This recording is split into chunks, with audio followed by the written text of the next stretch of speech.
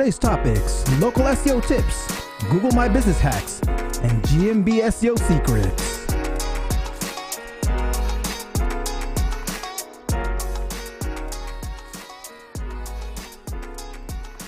Today's topics: local SEO tips, Google My Business hacks, and GMB SEO secrets. What's up, everyone? Happy Friday. We have a few people already waiting. Hobby, we'll get to your questions. Let's try to get to them before we start. Try to help you out there. And if anyone can help Hobby out too, please. This is a community. Let's help them out. Let me go ahead and get some things ready. I'll be right back.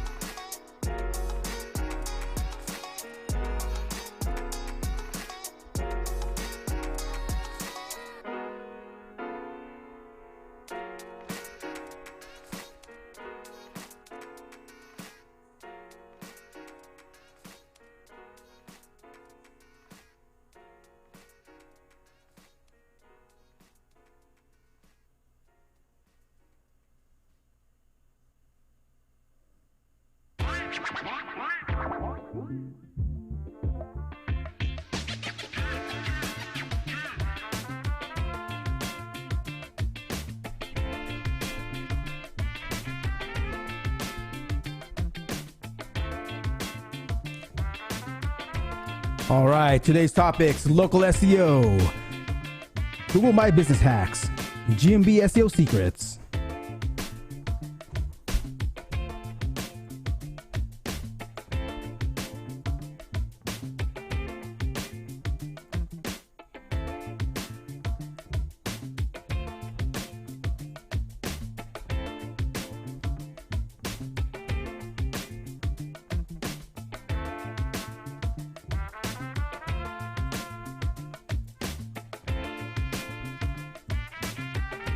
All right, Hobby. Question number one: is quoting the words from YouTube with the timeline numbers a good idea for a title tag?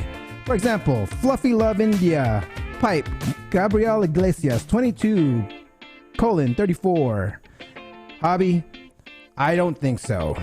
We actually have a clip today on meta titles by John Lincoln, so be sure to watch the early part of the segment. But people put timestamps in YouTube so they can go directly to them, like with the direct click, because they do the chapters. But I mean, there's no point in putting it in meta titles, right? I mean, they'll just be wasting space there. Question number two by Hobby: does an event that only takes place once every 2 years and is only for 100 people need an SEO campaign to help find the very important data? Heck yeah. Just set up a website and just have it set up there and just have the date. I mean, there's nothing, it's going to be like a one-time event, or like an event that happens in the long term. I mean, might as well just rank for it. Just set up a site, put all the information on there, just let it sit. All right. Question number three: Google Earth used metadata tree reversal process in order to find high resolution. How SEO expert can use keyword clusters to find user journey final destination keywords. Oh man, Hobby, I don't know about that one. I have no clue. If anyone in the audience can help Hobby out on number three, this question number three in the chat, that'd be awesome. All right, question number four: is a link that generates huge traffic able to block the web by using burning CPU resources on the hosting account? I believe so. I mean, that's how you have like these hosting, like these attacks of a lot of traffic. I mean, it'll be cool if you got enough traffic from a link, a good link, but I don't think servers would be overloaded with that good traffic unless someone's trying to attack your server. All right, number five: how SEO can get the user to rewatch an old movie like Mission Impossible Fallout. Hobby, do you do a lot of SEO for movies? I'm curious because you ask about these things, but I'm not sure. Let's see here. Let's think about it, guys. How can an SEO can get a user to rewatch an old movie like Mission Impossible Fallout? I mean, I just said you retarget them. I don't know if you can use SEO. I mean, if they visit your website and you're showing this movie on your website, you want them to rewatch it, retarget them. You got to remember, SEO is a top of the funnel type of action. It's like they come in for informational. It's usually informational. They're looking for things. I mean, if they want to rewatch it, they can just go back to your website. All right, let's go see what's up to everyone in chat. Freddie, my man, what's up?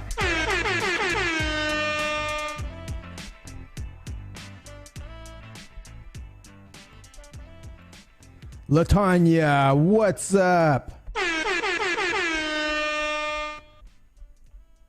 All right. Glenn, what's up, dog?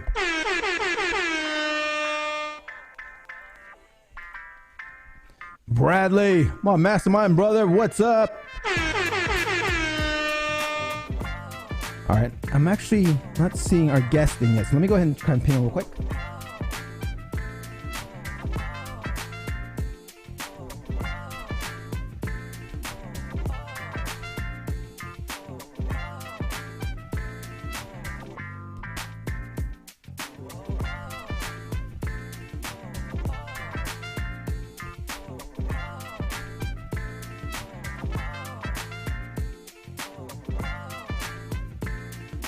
All right, guys.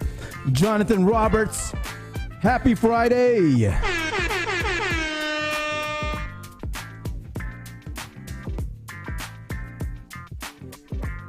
Stefan, my man, thank you for sharing. All right, guys. Today's topic is local SEO tips, Google My Business hacks, and GMB SEO secrets.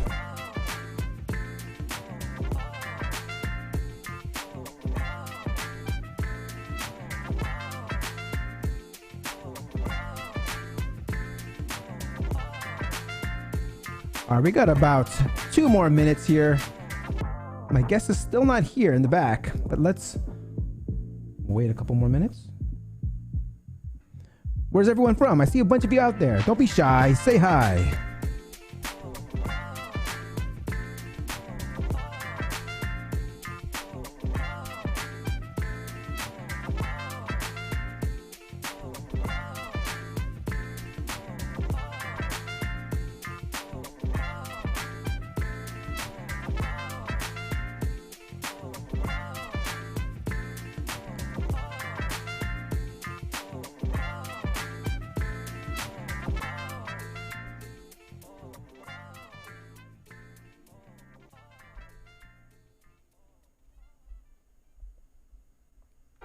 Be sure to get your local SEO questions ready. GMB questions. William is very known for his local SEO. He does all the white hat, gray hat, black hat stuff. So be sure to ask your questions. We got less than a minute to go. Still not here, yo. Let's see.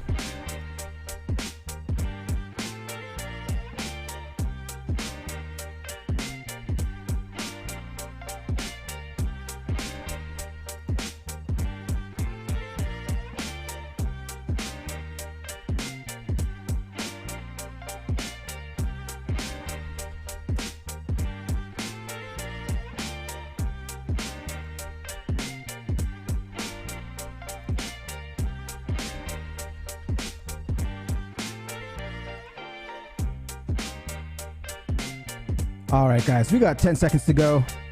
I may have to pause later on, but let's get the show started.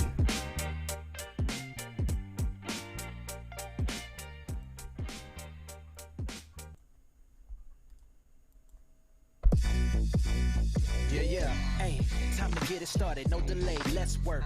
Wanna see you be an SEO expert. Paul Andre De Vera, steady dropping knowledge. Over 15 years in the game, so he knows all about it. Master the art of SEO, you will be amazed. Time to get your brand off page to on page. Dropping knowledge, legendary for sure. Whether you're just getting started or self-employed entrepreneur. Yeah, let's go. Subscribe to the SEO Video Show. Hey, welcome to another episode of the SEO Video Show, where SEO is alive and fun. My name is Paul Andre De Vera, aka Dre, and I curate SEO videos released in the past week into about 1-minute clips. My favorite part of the show is when I get to introduce my guest, and my guest today is William Jones, the founder of Rank Fortress. Before we get started, let's say what's up to everyone in chat. I see Hobby, Bradley, Glenn, Latanya, Jonathan, Stefan. Thank you everyone for joining us today, this Friday. Please don't forget to like, subscribe, and hit the notification bell. Now let's get on with the show. This is Ted DiBiase, the $1 Million Man. What is a black hat's SEO's favorite food? Spam.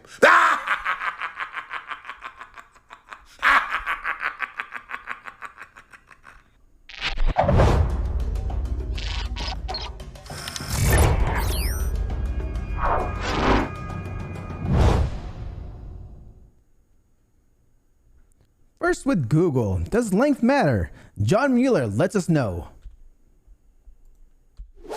The direct answer is no. The URL length doesn't matter.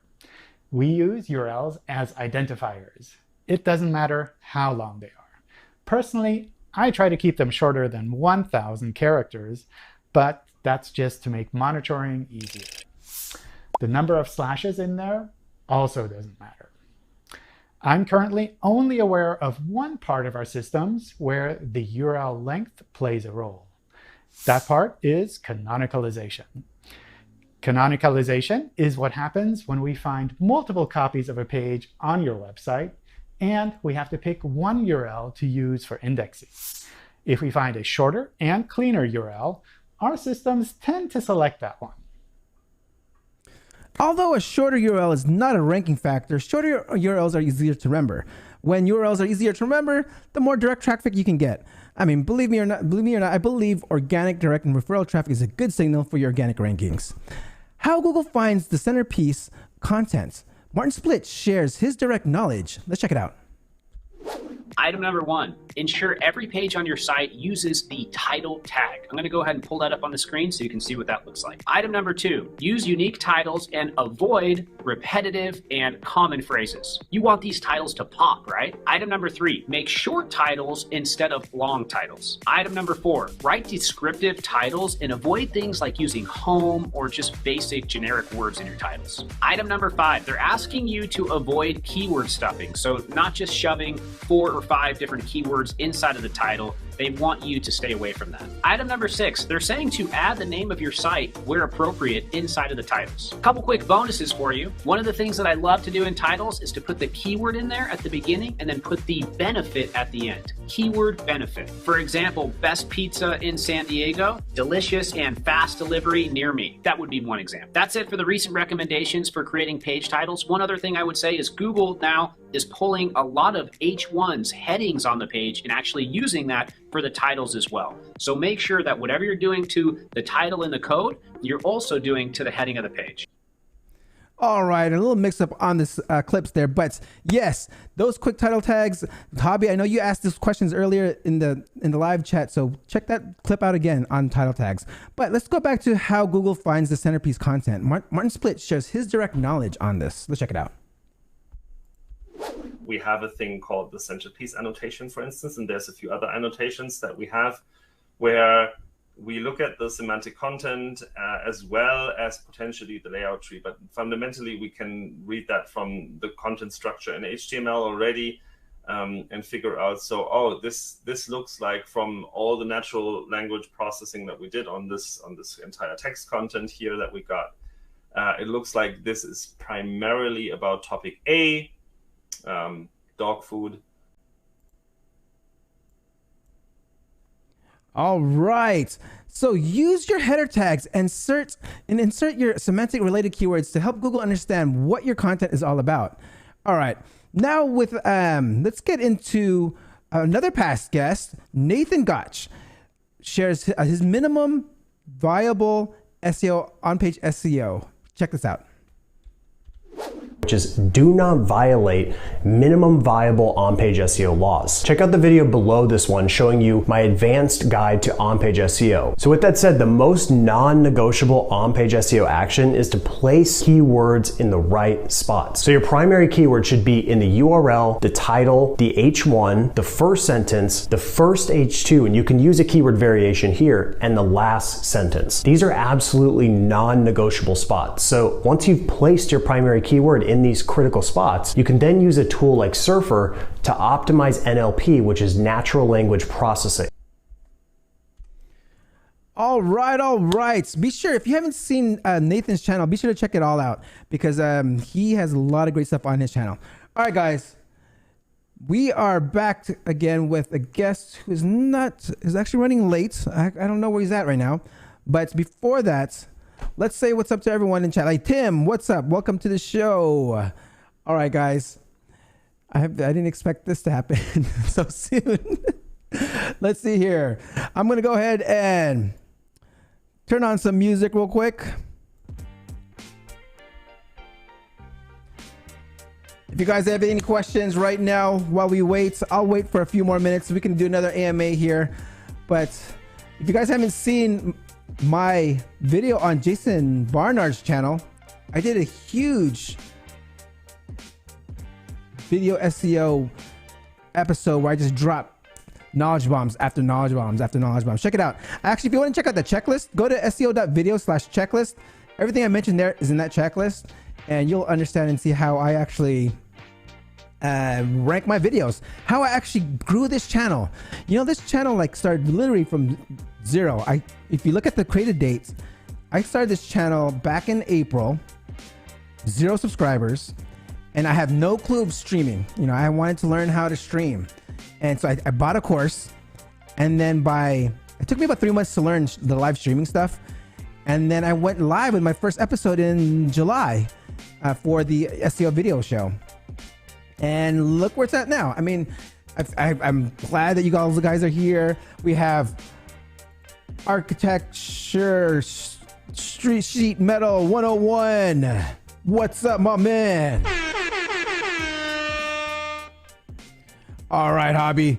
You got 10 extra questions, but do not relate to Gmb. Hey, my guest is not here, so you can ask any SEO question you want, and I'll help you answer them, and I will actually hopefully get you started on your next project. All right. Stefan, how do you do audits on websites? What do you check first? When I do audits, I typically do, are you talking about like technical audits, content audits? I mean, technical audits, I'm all about Screaming Frog. Screaming Frog is one of like the most awesome tools for technical audits. Content audits, of course, I use actually a tool called Bright Edge and SEMrush are the 2 tools that I use for content audits. And let's see here. And what do I check first? I mean, it's all my audits will actually have to be competitive, right? If you're gonna do a content audit, you look at what your competitors are doing, then check out the content. You figure out the keyword gaps. You do a keyword gap analysis to see where you are not where your competitors are ranking and you're not. So I mean, there's all ways to go about it, Stefan. I'm curious. I mean, I'm curious how do you do your audits? Please share. All right, Architecture Sheet Metal 101. Which course? Which course are you referring to? I've actually put out a checklist, seo.video/checklist. It's a video SEO checklist for you guys. It's exactly how I grew this channel. I go deep on it. I go deep on how I actually set up the channel, how I connected everything to like show the entities, how I created GMB to attach to this channel to add more authority. Zen! Hi, Zen. We have actually a guest who's running late or is not able to make it. He's actually from the Philippines, so I'm wondering if they have some storms out there, and I know their internet goes out a lot out there. Okay. Architectural Sheet Metal. It's go to livestreamingpros.com. Livestreaming Pros, is how I learned like pretty much like how to like set up everything. I mean, I'm a photography minor in college, so I kind of understood the lighting and all that stuff like that. But you know, all the gear and tech and like how I do all these like fancy overlays, I learned all that from livestreamingpros.com. All right, we see Hobby and Zen. Welcome, Zen. If you have any questions, please send them along. I'll stay on for a few minutes here while we get. Yeah, have a decent amount of viewers here too. What's up, everyone? Don't be shy. Say hi. Let me know where you're from. You might be asleep in the Philippines. I think it's 3 a.m. Well, he accepted the invite, and he knew about this. Let's see here. I'm pinging him right now, but William, if anyone knows William Jones, go knock on his door or something. All right. Let's see here. Let's see. Let's do this. Okay, audit my YouTube page. How should I improve my SEO on my page? Well, Zen, I know one of the things I haven't seen yet. I know you have a GMB for closed one. So every single video on the video location, choose the GMB for closed one, so Google can tie your entity together and give you that more authority for your videos. Tags, I don't think tags do anything, but I think they just help classify things. I don't think they're anything about ranking factors or anything like that. So I don't YouTube tags. I put it out there just to have, but I don't think it's any type of ranking factors. I think it's more important is filling out your keyword rich about on your YouTube channel. All right, let's see here.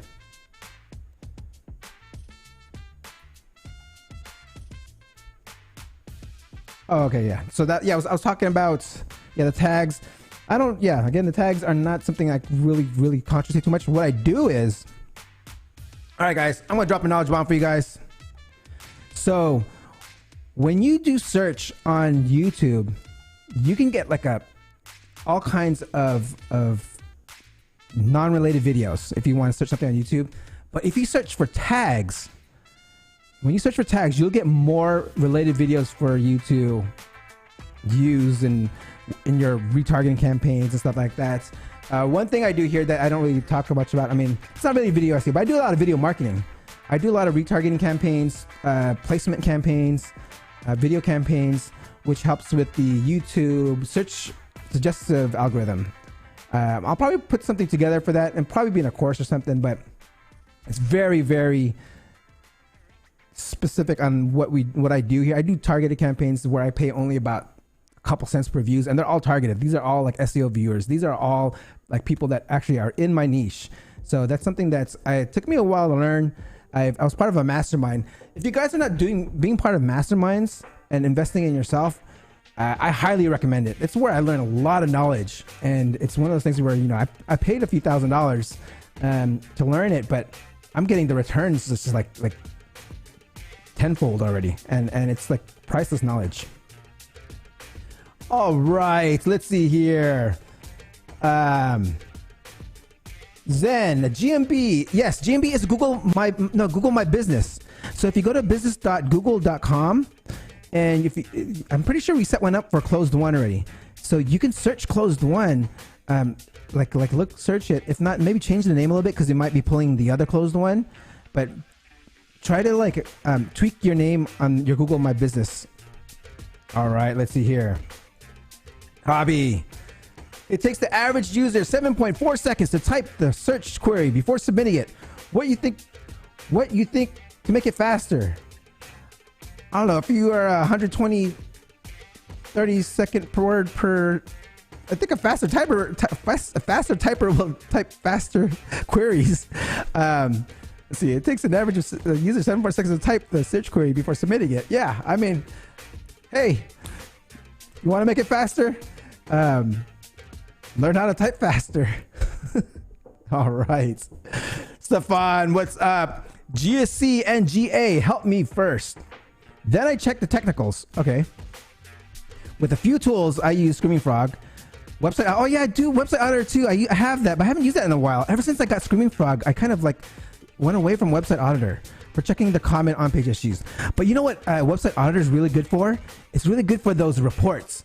So you guys out there, if you guys are like want to do like some like nice clean reporting with a technical audit, say you have a client that you want to like go after, run their site through website auditor and generate like this PDF report, and it gives them nice breakdowns of why they should fix things. And you can I offer it for free as like something in good faith, like, you know, something like I'm giving some value to them so they can talk to me. So that's something I feel is really good, Stefan. I forgot about that one. Thank you for reminding me about that one. And Ahrefs to help you have an overview on the backlinks. Yeah, Ahrefs, SEMrush actually updated the backlink database, so I've been just using SEMrush all the way, and they've updated their backlink their backlinks. But what I love about Ahrefs is that it integrates with Screaming Frog, so you can pull in your Google Search to Console data, your GA data, your Screaming Frog data, and Ahrefs data all in this nice Excel report, and you can like do a lot of filtering, which is totally awesome. All right, let's see here. All right, Zen. Okay, I'm new to SEO, so I'd love to watch that episode on GMB tutorials for beginners, please. Oh, well, my GMB expert was supposed to be on today. He does the local SEO, but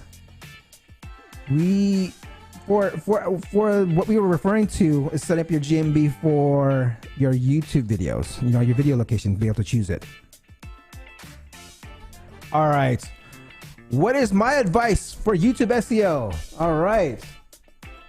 This is something that be sure to download my checklist for sure. I drop a lot of action items in there at seo.video/checklist.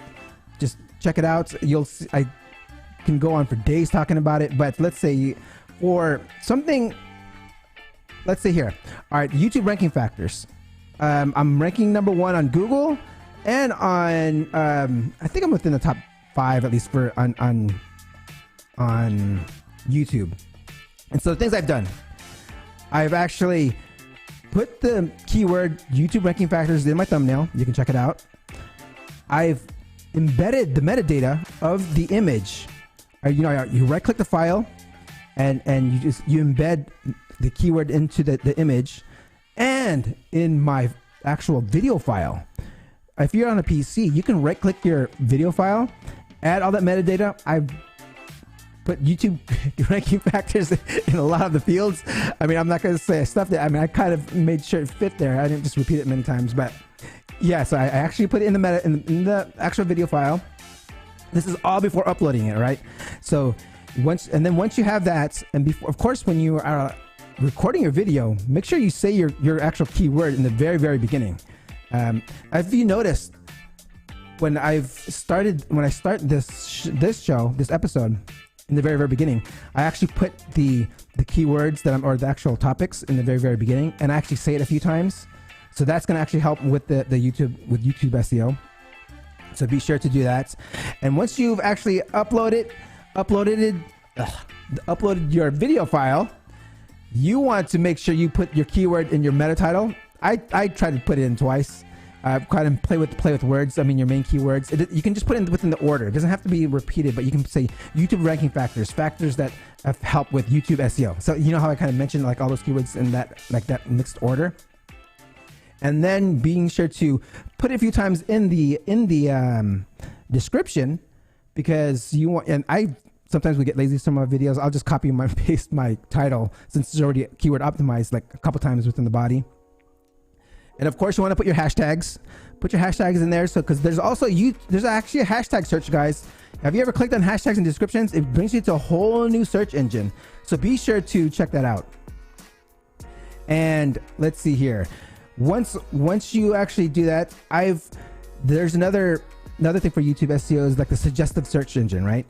I always put related videos within my description of my videos, because I started noticing, even for this channel, I saw a lot of my episodes started being suggested after I started putting all those video links of all the video clips I started putting in here. And it makes sense, right? Because there's something where it says like, people also watch. I'm pretty sure you guys seen this. If you're on YouTube a lot, it says people also watch. So if you're watching my channel, this episode here, and you click on one of those videos, the next person that actually goes to watch their video that they just clicked on will say they actually seen my video. So it makes sense on how if you can direct people to other videos in your niche, you can get suggested that way. And more of I'm just going off the top of my head. Architectural sheet metal 101. Again, the checklist is there. There's a lot more to it. I'm pretty sure I can put together like an extensive course on it, but the basics are there. If you have any questions on that checklist, feel free to email me, dre@seo.video. I'm here to help. But yeah, okay, let's see here. We have Zen at Hobby. Your brain processes visualization 60,000 faster than text. Your question broke my brain processor. Where's Hobby's question? I didn't see Hobby's question here. I said Hobby just started. All right. Okay, let's see here. Does enabling the SEO database statistics might cause heavy traffic between web server and MySQL server? Does enabling the SEO database statistics might cause heavy traffic between web server and MySQL server? I'm not sure. I'm a little confused on that question. I don't know which database you're referring to. Camille, which mastermind? There's tons of masterminds out there. Like this show was actually born out of a mastermind, which was the Internet Marketing Gold, Internet Marketing.gold is another community where this show was actually born, was kind of like thought of and like was held accountable for. So you can try and check that out and see you'll be around great people at Internet Marketing Gold, internetmarketing.gold. Another one is SIA, the Search Intelligence Agency. I believe they changed their name.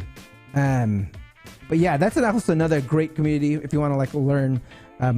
It's more of a community. Again, they used to have masterminds, and I've actually there's a mastermind that actually like was a part of that. That's not like we're not part of that community anymore. Some of us may not be part of that community anymore, but the people in the mastermind, and we all still together.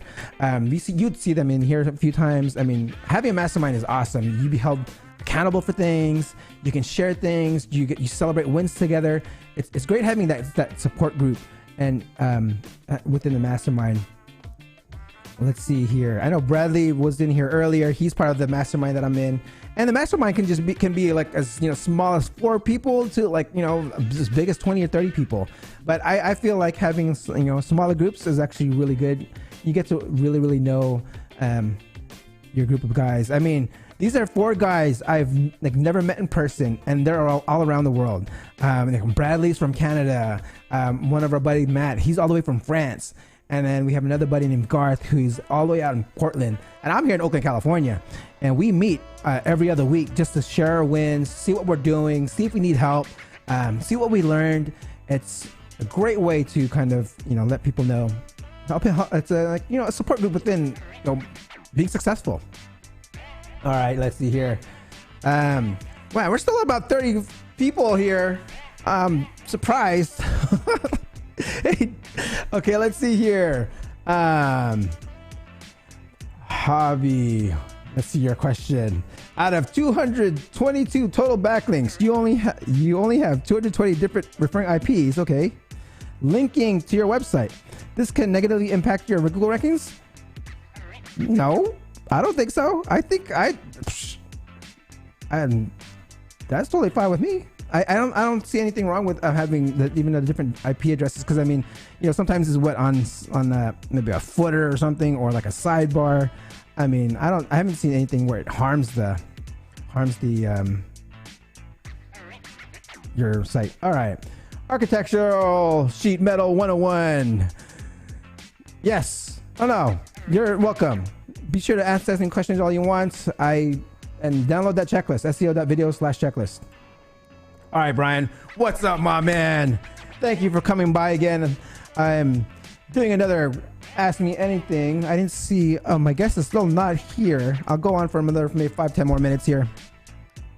All right, hey Dre, what are you using for internal link mapping for non-WordPress sites?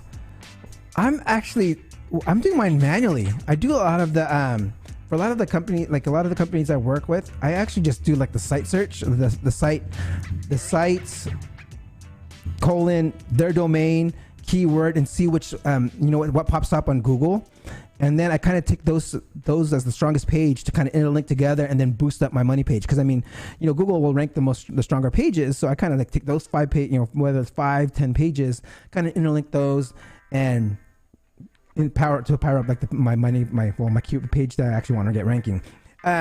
Someone just actually shared that if you actually have a huge site, Jet Octopus just actually released a new feature on interlinking. Actually, it was very interesting on how they do it, because they integrate all kinds of metrics and why you should interlink things, and it kind of color codes it for you. Brian, I know they have a free version. I think you should check it out. Jetoctopus.com just actually released a very interesting interlinking feature in their software. All right, Jason, what's up, my man? All right, we're just doing an Ask Me Anything here. My guest may have been, he's from the Philippines, so he may be having some internet problems. So I'm curious, like, if anyone knows if, I've heard that it's 3 a.m. in the Philippines right now, so he may not got his alarm might not have woken him up. Well, either way, we'll see if he comes in. I'm gonna stay on until you guys. I mean, I'm getting more viewers even now. What's up, guys? All my new viewers coming in here. Don't be shy. Say hi in the live chat. All right, William. All right, here. Trans Canada. William is my new hero. Love the guy. Dude is real. Keeps it real, and if you don't like it, real, then stay out of his lane. All right. Yes, Jason, if you can get a hold of William, let's get him on. This episode is supposed to be all about William, not about me. If you can get him on. But yeah, William's such a great dude. I actually started following him, I believe, about a year ago. Because when I started doing this SEO video show, I had to do my research on every single SEO channel out there, every single SEO video. I've been watching. I don't know if I actually have a little video clip of showing my process of what I do every week on how I create my interstitials and stuff like that. And I believe I'm going to feature on SEMrush on behind the scenes, so you can be sure to check that out. I'll be sure to share that. But yeah, so when I saw William start his channel, I saw him grow his channel like really fast, and I was like, wow. And then his Facebook group has over 100,000 members. I mean, I had to make sure I had to get a hold of him and get him on the show. So let's try to see if we can get him on the show. If anyone knows William, let's get him on the show. All right.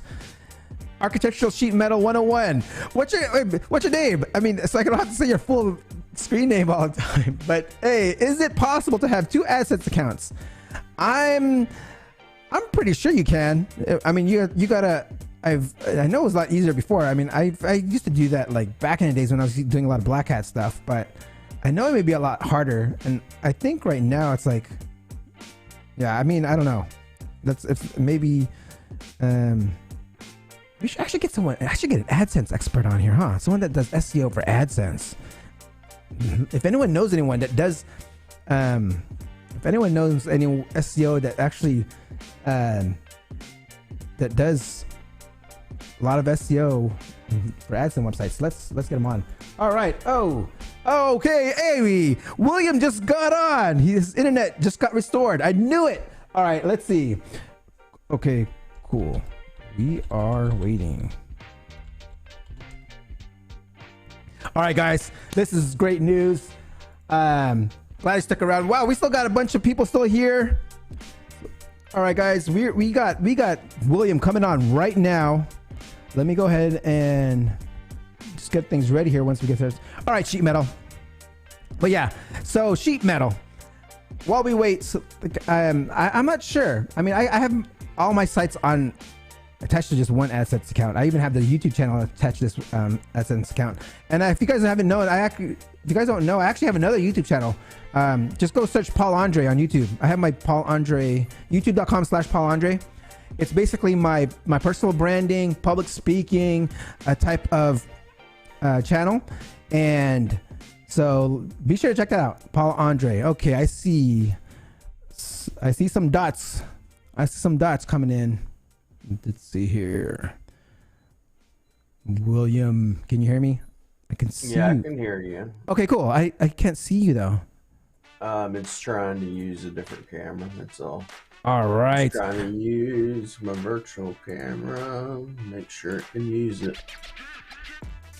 All right.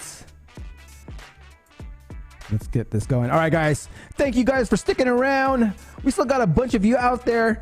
And I want to make sure now if you have any Google My Business questions, we're talking about GMB, local SEO hacks, GMB hacks, Google My Business tips. All right, guys.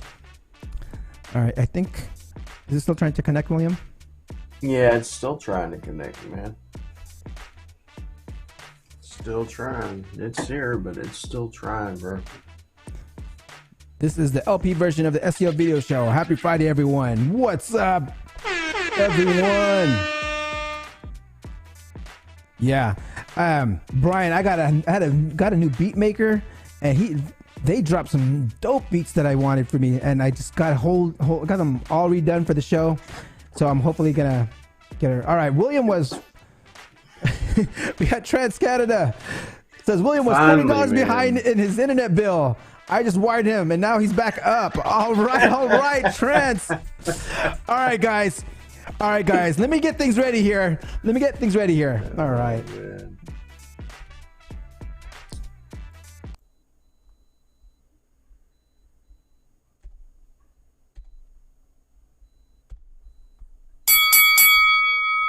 William has been in marketing and SEO industry for over 20 years. He has a passion and desire to help business owners achieve that has always seemed unattainable results. He teaches the same proven strategies and techniques that he uses in his own agency. He has grown his private Facebook group to over 100,000 members in about a year. His YouTube channel has been blowing up this past year. Please welcome the king of Rank Fortress and local SEO, William Jones.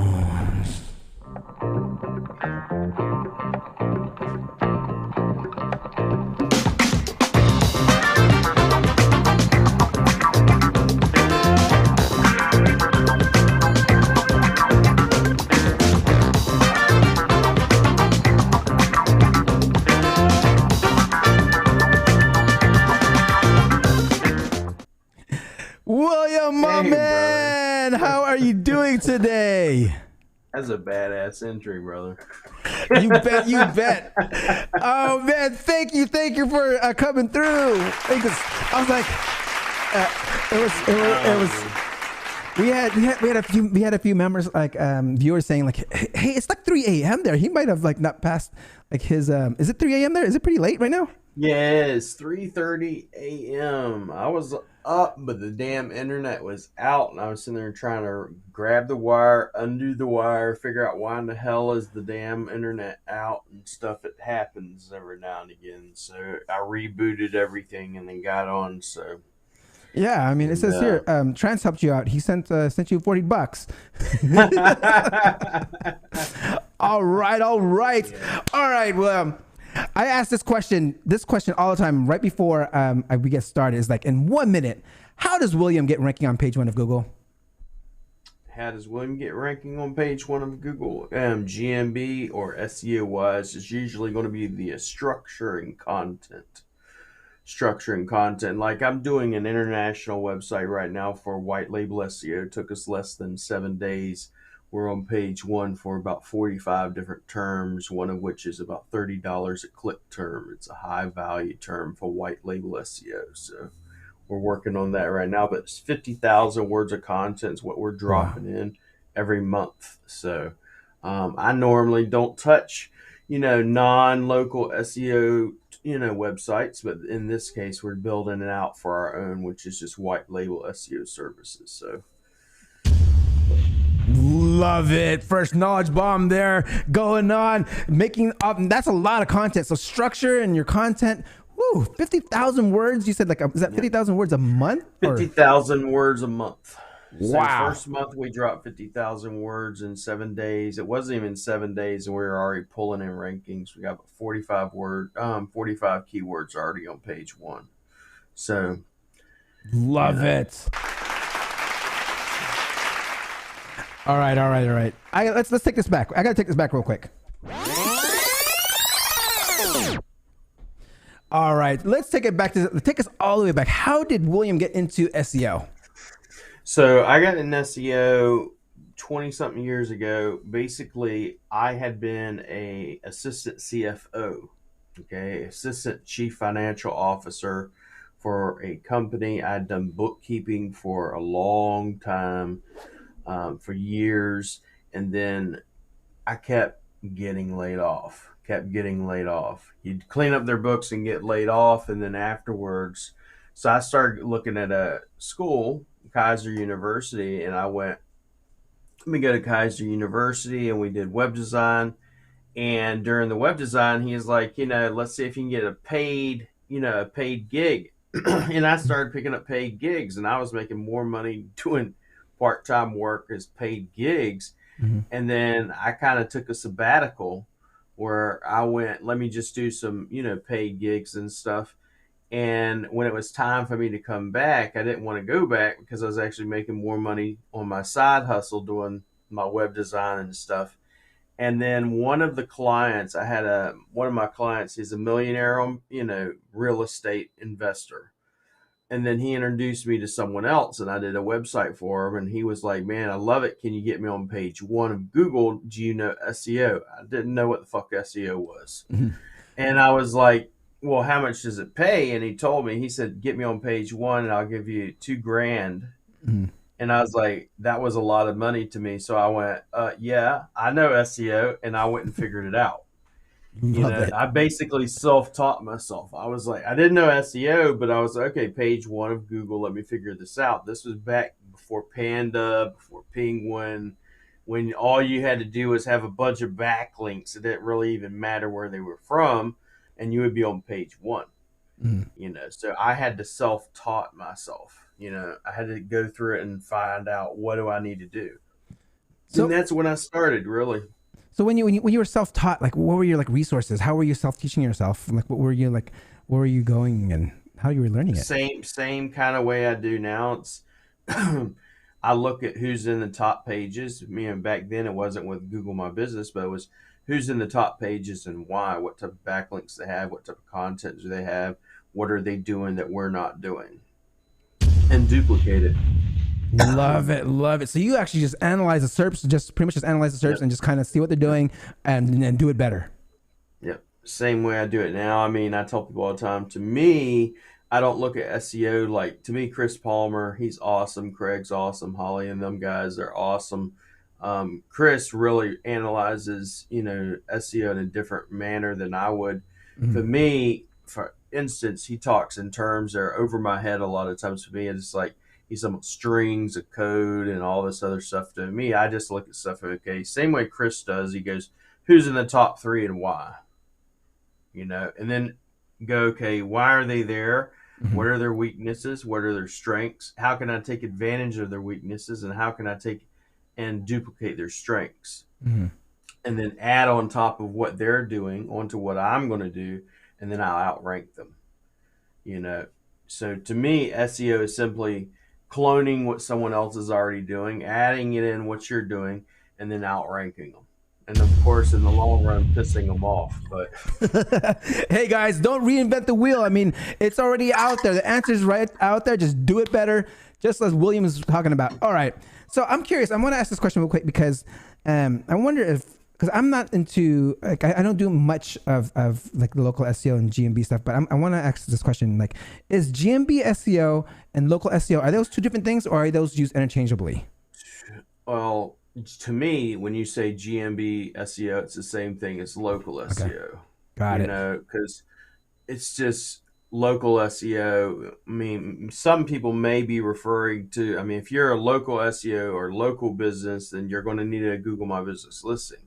Now, SEO in general, like local SEO, page one SEO or local SEO, separate from GMB SEO or having a Google My Business listing, yes, those are different because they're both ran on two separate algorithms altogether. Got it. You know, got it. you can be on page one of organic and not be in the GMB listings because they're two separate algorithms. Got it. All right, we have some comments coming in here.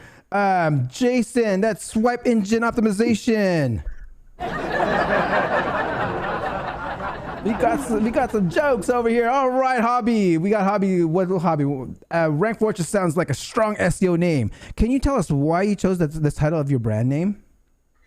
The guy that actually chose that name is not myself. So I really suck at choosing, you know, quote unquote business names, or I suck at branding and per se. In my mind, I do. I can't think of it's like, what do I want to do? Do I want to be, you know, this? Do I want to be William Jones SEO? One of my guys, you know, that worked for me, I went, can you just choose a name? What's catchy? You know, because me and him would bounce ideas off of each other, and we had this list of names, one of which was Rank Fortress, and we just ran with Rank Fortress. You know, and everybody's loved it. And then I had one of my VAs do the actual logo and everything. And, you know, they're the ones that really come up with ideas. So, no, I love the logo. I love the branding.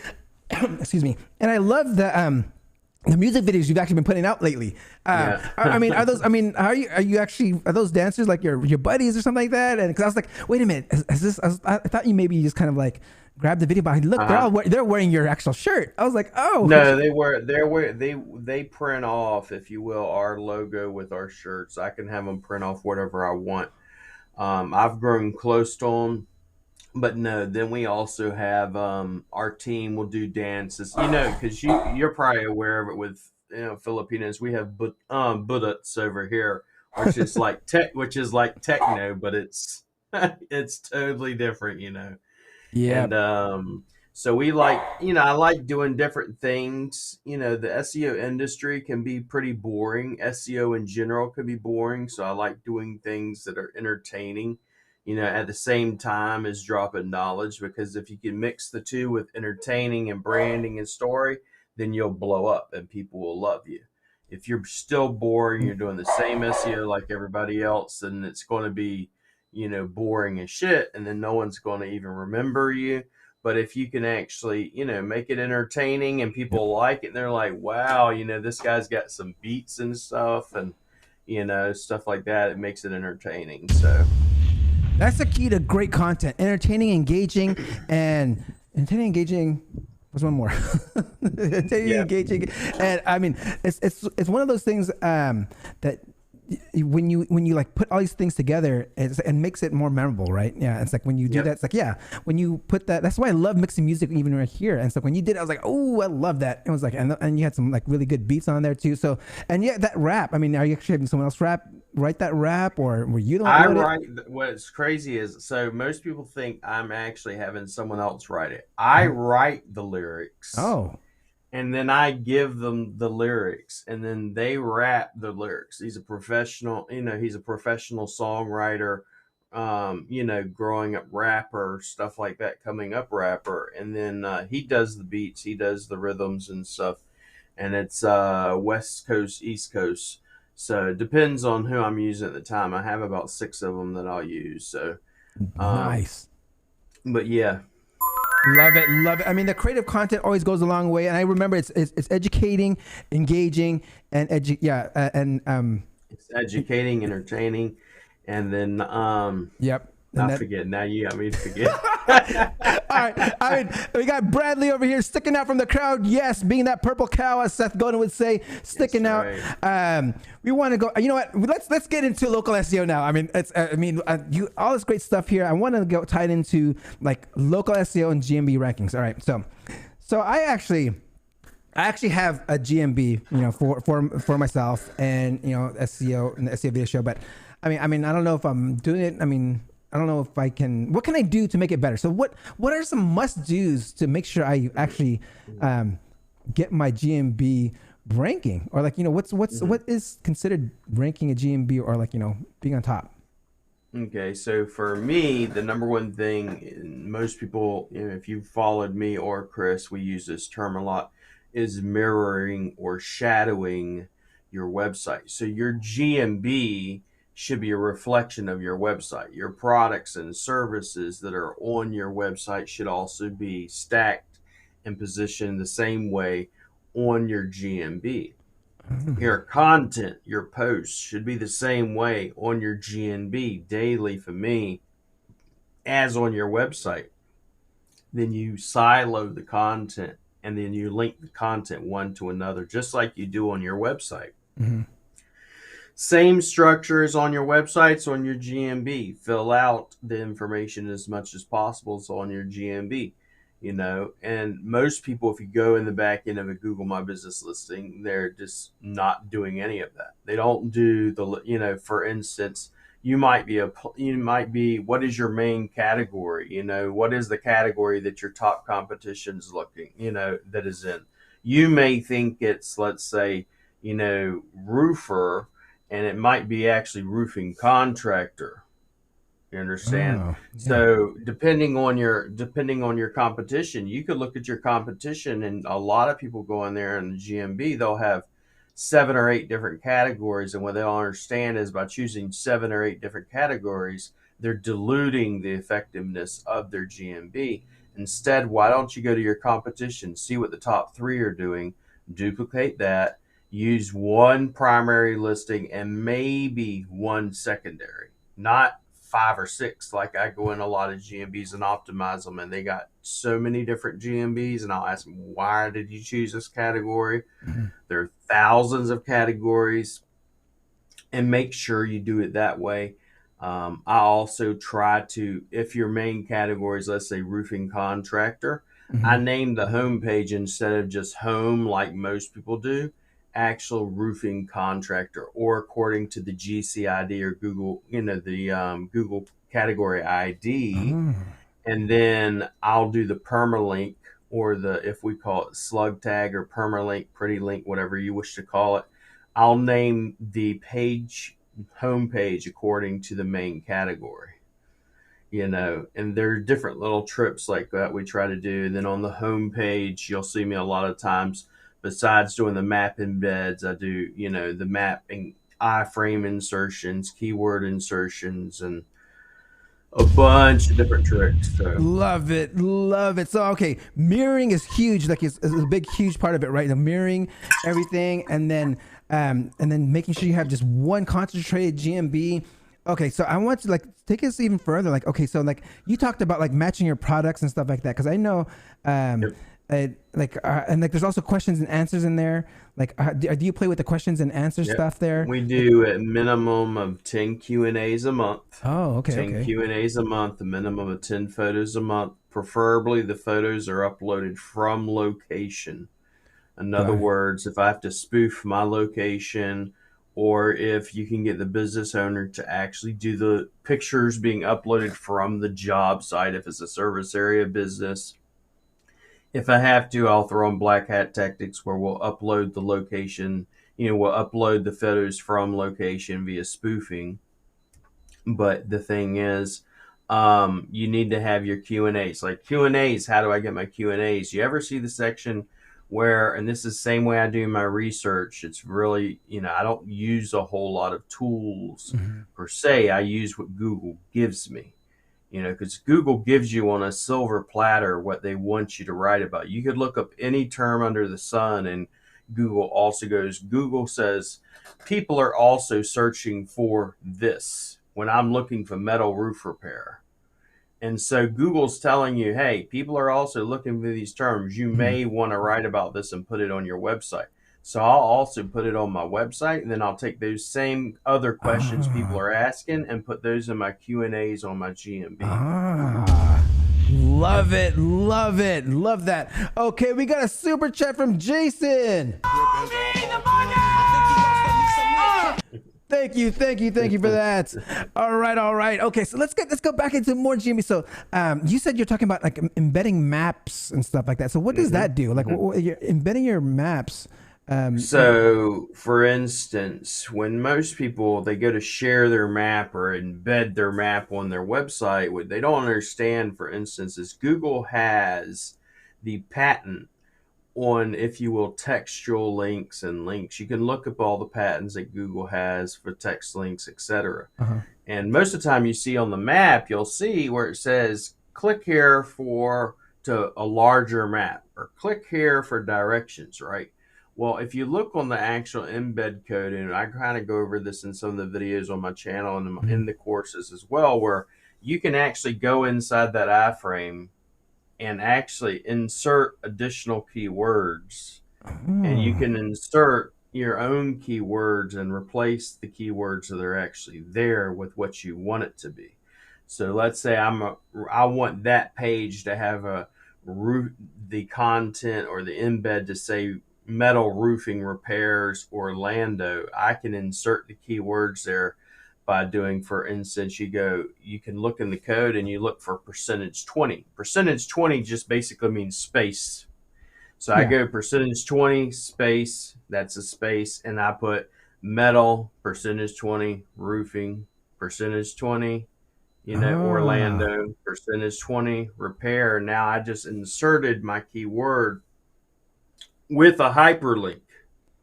It's an actual hyperlink. If you actually now embed that in your page and you go to click over it, it's going to show you the actual text that's being hyperlinked. Love it. So you're getting like your keyword in the link. Love it. All right. So, okay. So, I mean, when you talk about these tactics like this, I mean, are you doing this, like, is there a way to get like penalized, or Google My Business get penalized? Not in most of the tactics I teach. No. Got it. All right. So I wanted to go in more into, okay, so we've what are other aspects of it? We got the Q&As, we got the product listings. You talk about images that you upload at least 10 a month. Why 10 questions and 10 a month images? I just push it at 10 a month mainly because I want to balance. There's no magic number. I don't want to look unnatural, but I also don't want it to be too little. And then most clients, for instance, it's hard enough just to get them to send you any photos. 10 just seems like a magic number. It's something that's doable for most clients versus, me going, hey, can you give me 20 or 30? Then they'll be like, well, I can't do 20 or 30, roofs a month, much less jobs. So got it.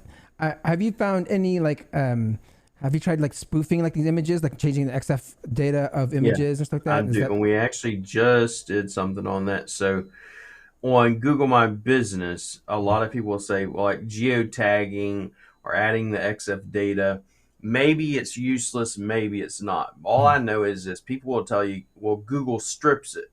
Well, if Google's stripping it, Google's putting it somewhere. Okay.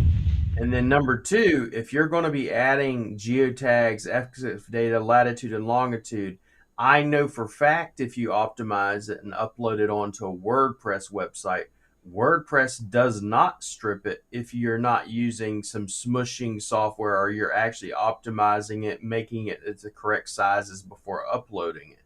You upload it and all that data is on the back end of your site. The other way you could do it is, they stripped it all. You come in there, it's not a brand new site. It's not one you're building from scratch. You download all the images and then you put in all your XF data, latitude, longitude, and re-upload them to replace all the images that are already there, including the sizes that WordPress smushes and makes various different sizes. Now your XF data, latitude, longitude, geo information is on every one of those images. Love it. Dropping all these knowledge bombs. We got a question here from Hobby. GMB is based on Google data center's location. True or false? I would say false. All right, Hobby. Hopefully that answers your question. Well, it did answer your question. All right, let's see here. We wanted to go into, I want to go into more of more of the growth hacks, right? Because we talked about filling these things out, and I know we talk about embeds. I mean, that's something normal, right? When you embed maps, that's normal. That's somewhat of a growth hack. That's normal. The hack would be actually doing keyword insertions and link insertions inside of the iframes. Got it. Same way, we'll do YouTube SEO for GMB. Like a lot of guys out there teach, just, if you will, YouTube SEO.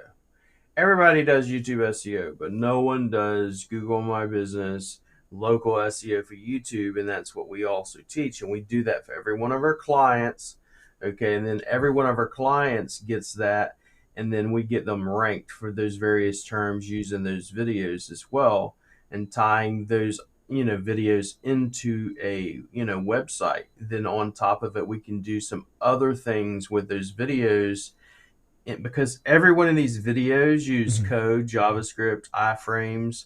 Depending on what they're using, I can do insertion of text from competition. I can take the competitor's text and spin it, and it'd be the same text, and then put it inside of an iframe. And you'll never see it on the page. But if you run it through Google's, developer tools, you can actually see the HTML inside on the back end. So Google's actually reading it. Damn! Oh man, what kind of some crazy hacks there? I love it. All right, give us a few more. I want to know these things. So I want to give us maybe a couple more of things that we should do. So say we have a GMB, and I actually do have a question on. I'll ask it after. But what are some other questions? What are some other hacks that you can give us and share with the audience out there?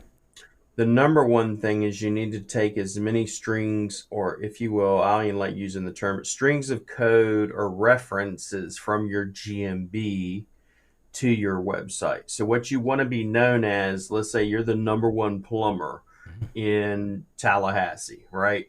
There are more terms than just plumber that refer to, a plumber. What does a plumber do? I'm sure there's plumber clothing, plumber wrenches, plumber pipes, plumber tools, all these different things. And what you want to do is have on your website references to these things, because Google will then start associating you as the number one entity for the main category, which is plumber, because you're referring to all these other things that all have to do with plumbing. So what we try to do is we try to, if you will, instead of saying write a review, and it's just a button that says write a review, I actually do a call out, and Chris teaches the same thing as well, is when someone clicks on it, it says write a review. They click on it, it actually opens up in a pop-up that does a Google search with the keyword I want it to be, with the LRD, with the Lucid ID, and the CID, all these different nodes are referring to the GMB, and it pops up and says write a review with the Google search. So by doing that, I'm forcing Google to associate my website with all those references that I'm stacking that refer to that Google My Business listing. So that's what we're wanting to do. Same thing on the homepage. Besides having the, write a review call out, I also embed via WordPress plugin the Google reviews. And then I take those same reviews, I make them text reviews, and then I hyperlink the reviewer's name to their actual Google My Business profile. And then at the very bottom of the site, I create a PDF based on all of those reviews, that if you click on the button that says Google Reviews, it then hyperlinks over to a PDF that has all the reviews, and all those reviews are once again hyperlinked to the Google My Business reviewers profiles, which if you're doing local SEO are all in that same city or local area where the person is quote unquote serving. Okay, and then I take that PDF and it's submitted to about 140 plus different PDF sharing sites that are all do follow. Love it. There's multiple things that we're doing, but damn, that's just some of them. I mean, I didn't think of that because you're actually at least connecting the dots too for Google and creating this knowledge graph of entities of real people and including all the keywords and everything that you want them to actually write about. Love it. Excellent. All right. Okay, so I want to go and actually, I have to, you guys, I'm coming close to my last few questions here, so be sure to ask your questions in the live chat. But I'm curious, like I've started seeing some GMBs show up, like on the side, for people that are not like really local. And I'm curious, how do you know how to do that, or like how? Because I'm curious, like I want my GMB to pop up when someone searches, let's say, SEO Video Show, like in New York or something like that. Is that even possible? It is possible. It's just, for me, I like to do everything with multiple GMBs. So just because you're located in, let's say, Cali, doesn't mean you can't also appear in New York. I would just tell you to get a secondary GMB. And there are ways of getting secondary GMBs without actually having a location in the area. Technically speaking, you're supposed to have an actual physical location in New York to get one, but there are ways around that. So the other way, I mean, you can actually start writing content based on that area. You can expand your proximity. The furthest I've expanded, like for local SEO, is 40 miles to 100 miles. I've gotten one GMB ranked in a 100-mile radius, and that's out in Arizona. So it just depends. And that's with one GMB, not needing multiple GMBs, etc., just spreading proximity through content and through backlinking strategies. But yeah. Proximity through backlinks and content strategies. Love that. Okay, we got a question here by Camille Martin. Do you have any tips on how to rank a local client that don't want to put their address in the GMB and want to rank in 3 or 4 areas? So we always want their address. Personally, I'm always going to tell you, show your address. Most people are going to call you on a phone before they ever think about showing up to your actual address. Now, if you have to hide your address, then go ahead and do so. I can still rank I can still rank somebody without the address showing. You got to understand, even though an address not showing, Google uses the address to register the GMB. They know where you're at. The GMB is still registered in that area. The thing you're going to want to do is, let's say if you're a service area business, you're going to go get all the zip codes, and there's several websites to do this on, geographic.org being one of them. But you go and get all the zip codes and add all the zip codes of the area that you serve in the service area in the back end of the Google My Business. Love it. All right, Camille, I hope that answers your question. Like I actually, when I think about it, my SEO Video Show GMB doesn't even have an address. I just put a pin on my garage and I was able to create like a location just by putting a location pin thing. Drops. Yeah, I did this pin drop thing. I think I did it by accident because I was like, wow, I actually have a GMB without an address. And if you search SEO Video Show, it's a picture of my garage. There's no address there. So I don't know how I did it, but I did it. But we got here, Jason. How dare you go against Google's T's and C's? All right, we got our last question here. Before I ask my last question, I was just wondering, quick question. Why did you move to Asia? So originally, and I tell this story in some of my courses, is I didn't move to Asia or the Philippines in specific because I had money and wanted to retire. I had originally moved here because I had, several clients, 2 of which were my top paying clients. I lived in Paw Paw, West Virginia, Porras County in West Virginia. And I'd moved there, working for myself. I had, a Hummer, I had a Chrysler 300, I had a jacuzzi, nice house, all that shit. Lots of bills, of course. Both of my largest clients go, oh, we can't afford your services no more. Paw Paw and Berkeley are great places to live as long as you actually have clients. I didn't have but a handful of clients. Already bought $8,000 worth of plane tickets And then I said, well, we're going to do, hun. And then my wife being Filipino, so we're still going to come to the Philippines and come to the Philippines. And my mother-in-law is like, you know, why are you depressed? Because I'm depressed. You go from making, you know, good $8,000, nice and comfy, all the bills paid, to broke and barely going to make it by. And you got all these brand new bills. What are you going to do? And you're living in the poorest county. It's not like I can just hop over the, you know, fence and go get some business or whatever. But so come over here. My mother-in-law says, why you were? We got a house. The house we had at the time was pretty much, you've been to the Philippines, you know, a block house, you know, it's nothing. And, but we had a car or a van that led us from point A to point B, piece of junk, but it was from point A to point B. It would take us places, you know, stuff like that. And we lived on a farm. We had chickens, we had a cow, all this stuff. And she's like, why are you worried? And I said, you know what? You're right.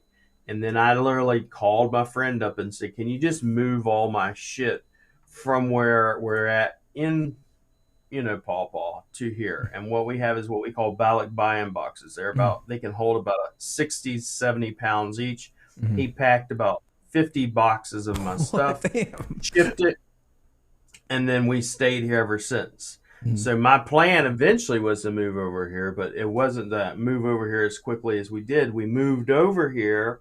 I only had about $800 a month coming in of clients once I lost that. And we literally, you know, were rubbing, if you will, 2 pesos together, 2 pennies together. And we struggled for a long time. There was a period in time where I literally was, you know, going, picking up dirty laundry. We'd wash clothes, get money come in, and started a laundry shop. You know, I started becoming a virtual assistant.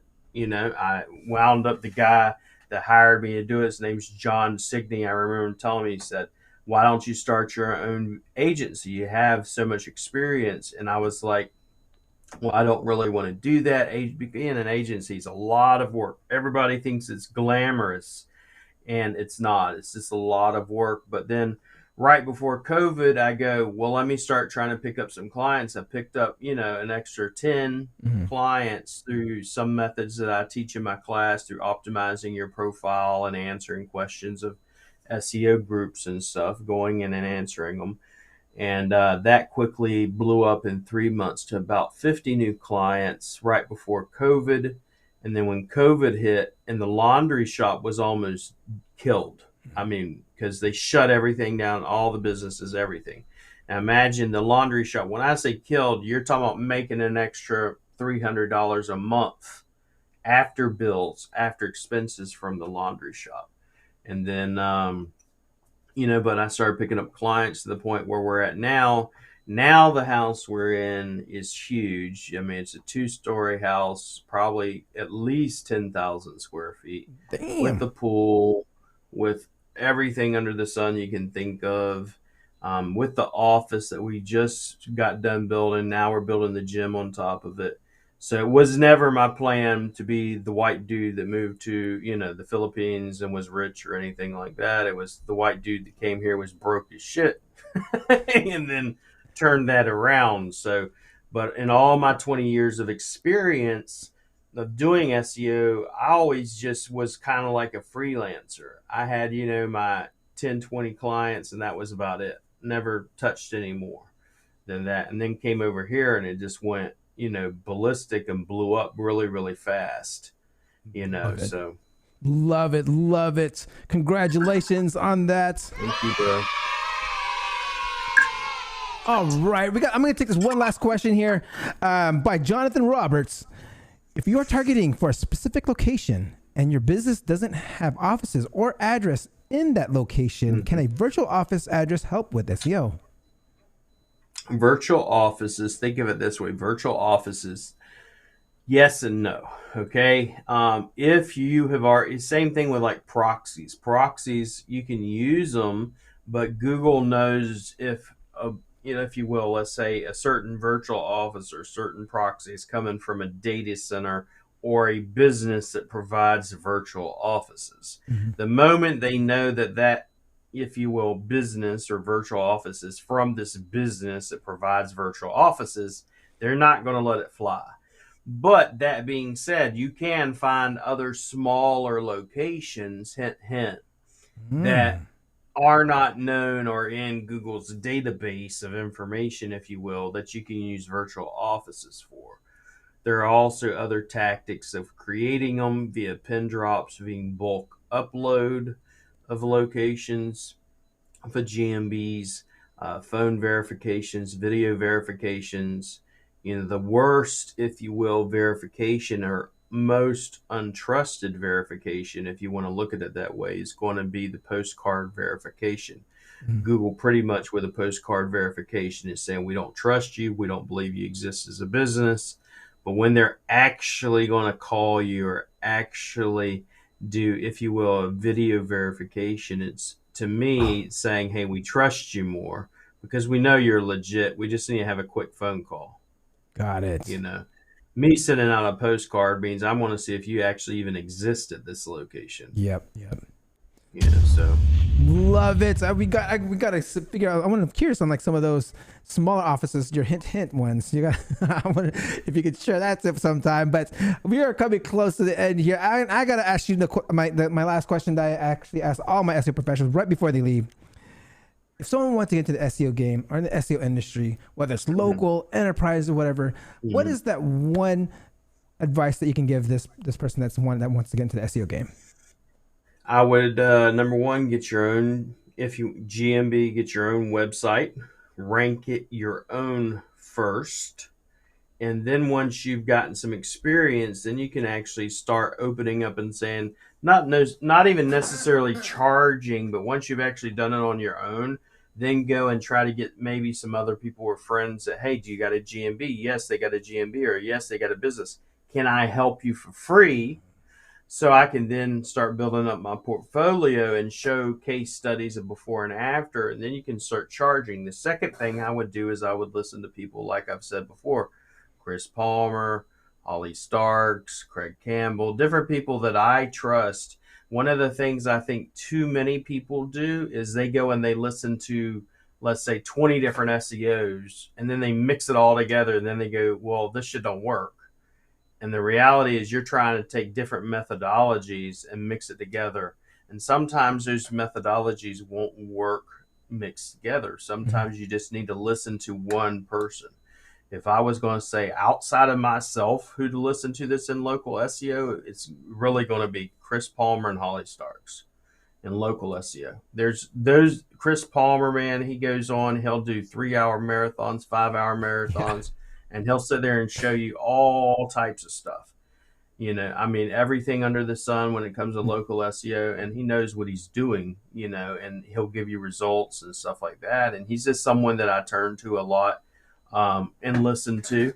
And, we didn't have that whenever I started 20 years ago. We didn't have anybody on YouTube saying, hey, let me show you how to do this or anything, so that's the benefit everybody has now that I didn't have, or I know Chris didn't have, and Craig didn't have, and nobody else had growing up. It was kind of, we had to go out there and do it ourselves. So that's the other big one I would give you is test.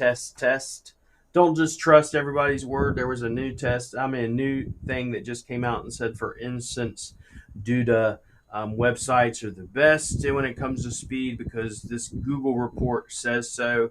Well, that's nice and everything, but I just did, let's say, 20 audits of Duda sites, and every one of them failed, or I did, all these WordPress sites, and some of them failed and some of them didn't. So don't believe everything everybody wants to tell you in any industry, much less the SEO industry. Actually test things. If someone says, hey, putting just reviews on this will help your SEO or help your rankings, test it.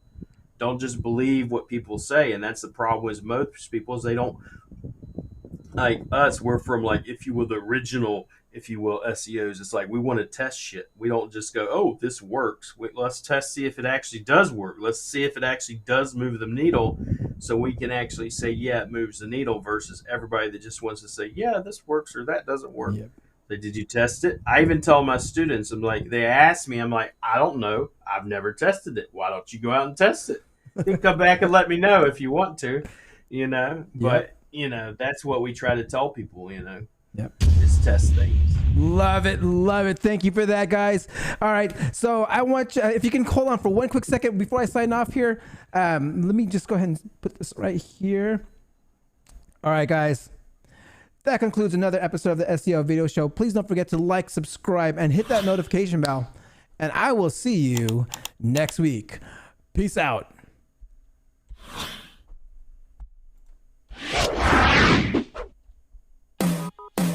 Thank you for watching. Hope you come back next week. Make sure to subscribe. You don't want to miss a thing. Hope you learn something new, cause the vibe is incredible. From the special SEO professionals, SEO Video Show. Let's work. Want to see you be an SEO expert. Paul Andre DeVera helping you step it up. No delay right now. Time to level up. Hey, thank you so much for watching. Make sure to subscribe. Woo!